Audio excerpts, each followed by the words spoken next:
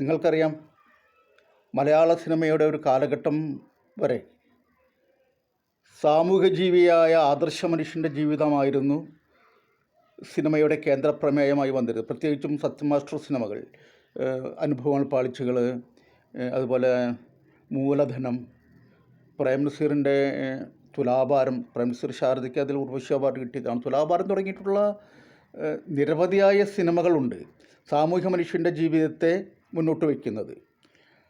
ആ ചിത്രങ്ങളിലെല്ലാം കാണിച്ചുകൊണ്ടിരുന്നത് ഈ സമൂഹത്തിന് വേണ്ടി, ഒരു ആദർശത്തിന് വേണ്ടി മുന്നോട്ട് പോകുന്ന നായകന്മാരും അതിലൂടെ അവർ കുടുംബത്തിനുണ്ടാകുന്ന കഷ്ടപ്പാടുകളെല്ലാമാണ് ആ സിനിമയിൽ കാണിച്ചുകൊണ്ടിരിക്കുന്നത്. ഈ സിനിമകൾ വളരെ ജനപ്രിയമായി ഓടി.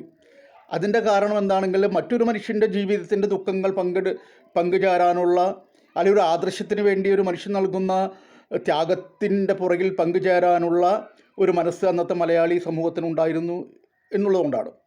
മാത്രമല്ല, അതിലത്തെ സ്ത്രീകൾ മിക്കവാറും സ്വന്തം കുടുംബത്തെയൊക്കെ വളരെ കഷ്ടപ്പാടിലാക്കിയിട്ടാണ് ഈ കഥാപാത്രങ്ങൾ സമൂഹത്തിന് വേണ്ടി പ്രവർത്തിച്ചു കൊണ്ടിരിക്കുന്നത്.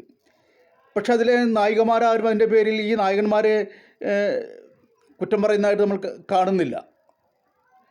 അവരും അതിൻ്റെ ഭാഗമാവുകയാണ് ചെയ്യുന്നത്. കാരണം തൻ്റെ ഭർത്താവ് അല്ലെങ്കിൽ ഭാര്യ ഒരു സമൂഹത്തിന് വേണ്ടി പ്രവർത്തിക്കുന്നു.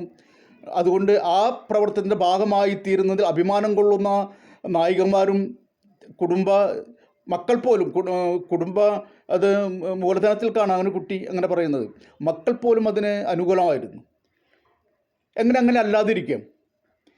നമ്മൾ ആയിരക്കണക്കിന് രക്തസാക്ഷികൾ ജീവിതവും വെടിഞ്ഞുകൊണ്ട് സ്വന്തം കുടുംബത്തെയെല്ലാം കഷ്ടപ്പെടുത്തിക്കൊണ്ട് നേടിയ സ്വാതന്ത്ര്യത്തിന് മുകളിൽ നിന്നുകൊണ്ടാണ് നമ്മളിപ്പോൾ കുടുംബജീവിയെക്കുറിച്ച് സംസാരിക്കുന്നത്, കുടുംബജീവിയെക്കുറിച്ചുള്ള സന്ദേശം മുന്നോട്ട് വയ്ക്കുന്നത്. വളരെ തെറ്റായ സന്ദേശമാണിത് എന്ന് പറയാതെ വയ്യ.